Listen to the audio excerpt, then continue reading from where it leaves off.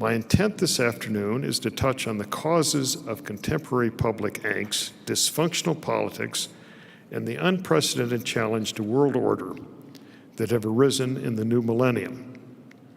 My premise is that America cannot lead wisely unless we come to understand peoples and their variations far more deeply than has been reflected so far in this century. Greater understanding must begin with a sincere interest in studying other societies and what differentiates the wide variety of thinking and worshiping that exists around the globe.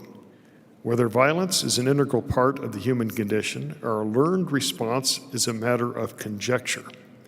But nonviolence is almost certainly a practice that must be learned.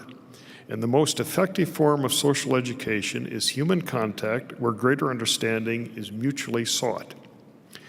It is the humanization rather than demonization of individuals from different societies, particularly those who are culturally more dissimilar, or politically and economically most challenging, that is so critical if nonviolent approaches to problem solving are to be institutionalized.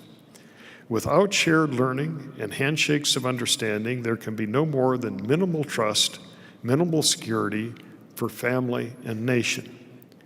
Whether a person knows a great deal or very little, caution should be taken about being certain of very much.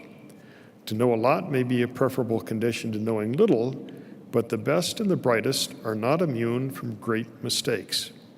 Imperfect judgment characterizes the human condition, and that's why humility is such a valued character trait, and why civility is such an important part of an interconnected world polity.